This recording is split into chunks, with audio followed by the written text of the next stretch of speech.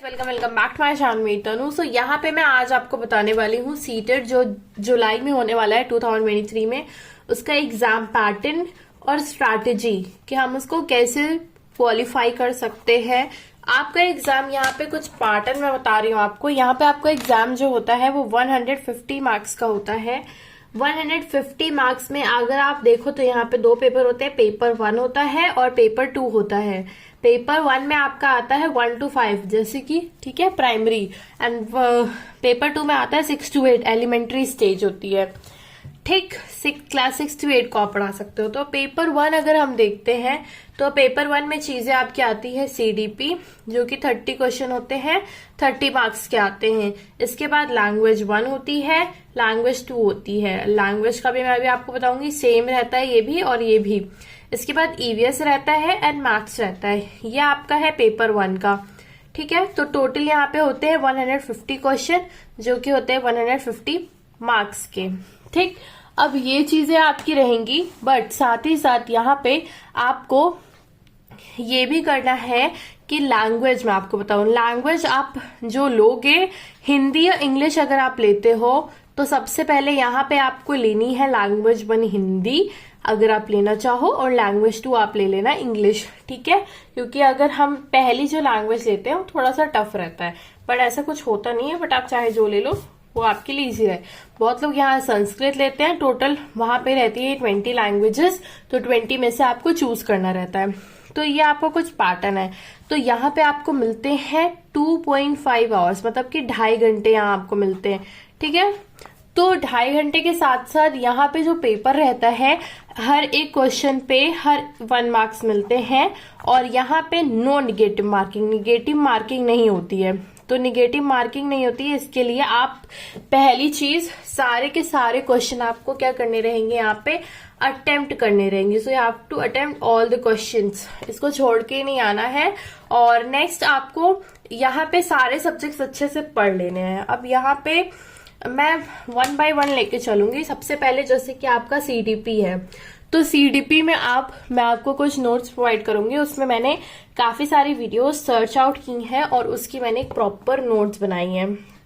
तो उस नोट्स को आप देख लीजिएगा, मैं वीडियो में उसको डालूंगी। तो 1 by 1 आप सारी चीजें उसको फास्ट फॉरवर्ड करके देख लीजिएगा, क्योंकि काफी इजी भी रहता है। और जिसने स्टार्टिंग से नहीं किया है वो भी कर सकता है, जैसे आपने बीएड किया हो या डीएलएड कुछ भी किया हो, तो ये चीज आप उससे रिलेट कर पाओगे, क्योंकि ये सारी चीजें रिलेटेड होती है उसी से। जो आपकी CDP, child development pedagogy, CDP का फुल फॉर्म जिन्हें नहीं पता है उन पता कर ले, होता है चाइल्ड डेवलपमेंट एंड पेडागोजी। ठीक है, चाइल्ड डेवलपमेंट एंड पेडागोजी इसका फुल फॉर्म है। जैसे कि आपने लैंग्वेज 1 यहाँ पे अगर आपने हिंदी ले लिया तो हिंदी के लिए थोड़ी बहुत आपको ग्रामर करनी पड़ेगी, इतनी ज्यादा ग्रामर नहीं करनी पड़ती है। और साथ ही साथ आपको कुछ पैसेज वगैरह कॉम्प्रिहेंशन आपको दिए रहते हैं, उसको आपको रीड करना रहता है, क्वेश्चन सॉल्व करना रहता है, बस। तो काफी ज्यादा इजी ही रहता है, इतना टफ नहीं रहता। और इसमें 15 नंबर का ये आता है और यहाँ पे 15 नंबर की आती है इसकी पेडागोजी। तो इसलिए सीटेट थोड़ा इजी पड़ जाता है, क्योंकि इसमें आती है पेडागोजी।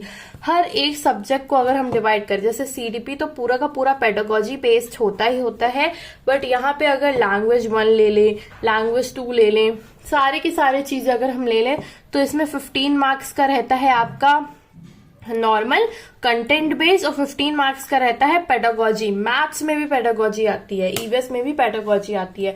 ईवीएस, अब आपको यहाँ पे मैं एक चीज पूरा उसको कॉम्पैक्ट वे में बताना चाहती हूँ। तो यहाँ पे सबसे पहले यहाँ पे आपको करना क्या है, सीडीपी से रिलेटेड जितनी भी बहुत सारी वीडियोस अगर आपको मिल भी जाएंगी यहाँ पे तो आप वो देख लीजिएगा, वरना मैं उसको डालूंगी, आप फास्ट फॉरवर्ड करके उसको देख सकते हैं। ठीक है, तो यहाँ तो आप वीडियोस देख लीजिएगा, या तो कोई सिंपल सी बुक ले लीजिए। अभी मैं बुक भी दिखा दूंगी, सिंपल सी अरिहंत की बुक आती है, उसमें सब कुछ दिया रहता है। नेक्स्ट है इसमें आपका मैथ्स। तो मैथ्स जो है, मैथ्स में आपको यहाँ पे लेने हैं सारे के सारे प्रीवियस ईयर क्वेश्चन।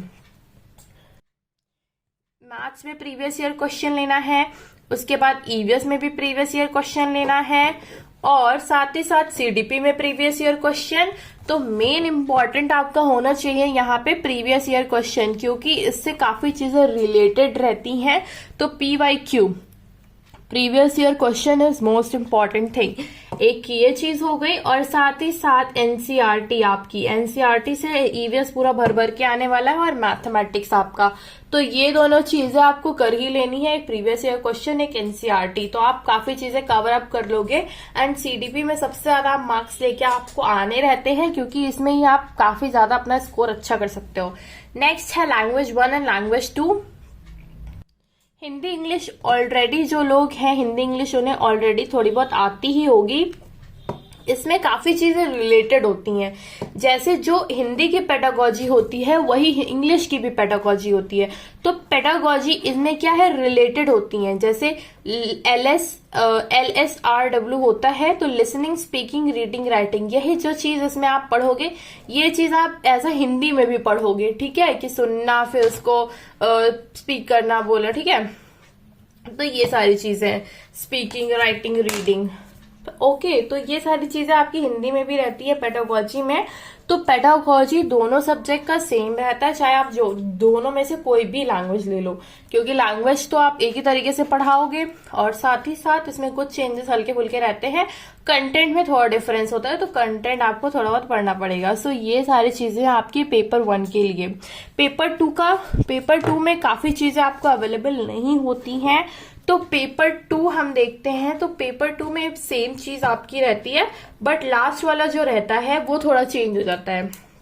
जैसे कि यहाँ पे सीडीपी भी रहेगा, ये भी 30 क्वेश्चन रहेंगे, 30 मार्क्स के रहेंगे आपके। इसके बाद लैंग्वेज 1 भी रहेगा, लैंग्वेज 2 भी रहेगा, बट यहाँ पे ईवीएस और वो सारी चीजें नहीं रहती हैं। ये 30 क्वेश्चन है, यहाँ पे भी 30 क्वेश्चन है। अगर आप मैथमेटिक्स एंड साइंस के हैं तो वेल एंड गुड है, क्योंकि वो मेरा भी था। मैथमेटिक्स एंड साइंस इन दोनों को मिला के आपके आते हैं 60 क्वेश्चन।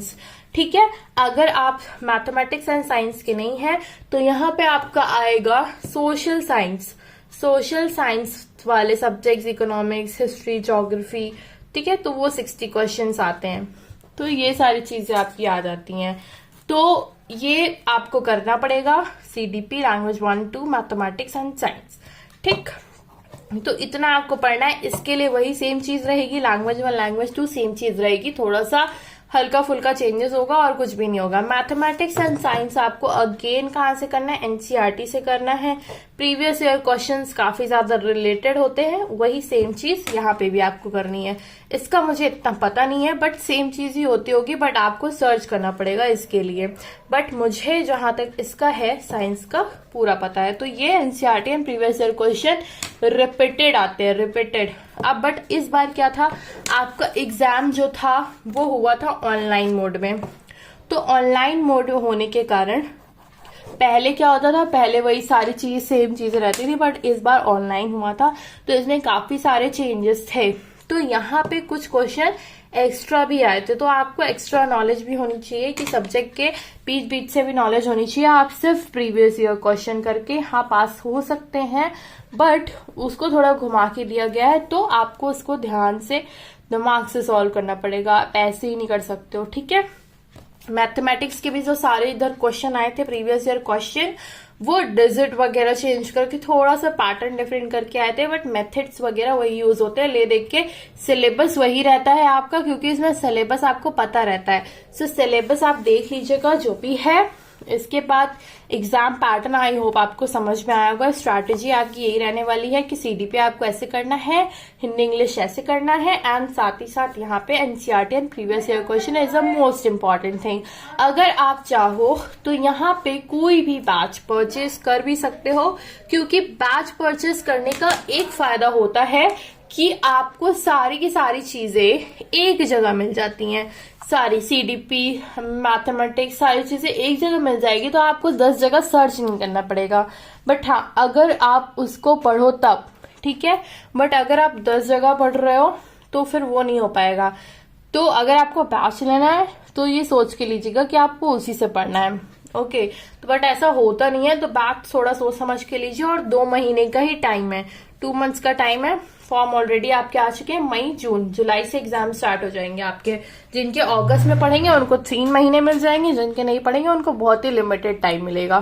तो ये सारी चीजें हैं आपकी, तो ये आप कर लीजिएगा। एंड अगर इसी से रिलेटेड आपको और भी वीडियोस चाहिए so please comment in my comment box. Thank you, bye bye and subscribe to my channel.